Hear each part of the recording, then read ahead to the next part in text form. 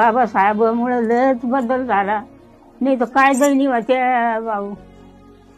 असे ताट जेवत होते मराठी लोक तर आमची माणसं उष्ट काले उखलीत होती आणि ते आणून वाटतीत होते घरा घरा.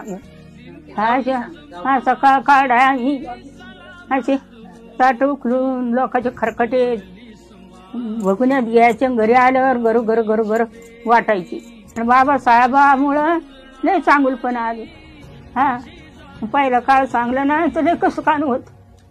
आता बाबासाहेबामुळंच आपण माणसात बसेल, नाही तर खड्यात होतं पडेल असं आहे.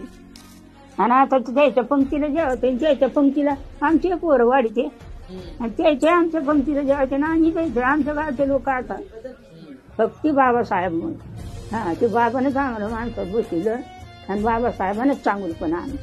आता बाबासाहेबांनी बुद्ध धर्म स्वीकारला तर शांततेचा मार्ग दाखला.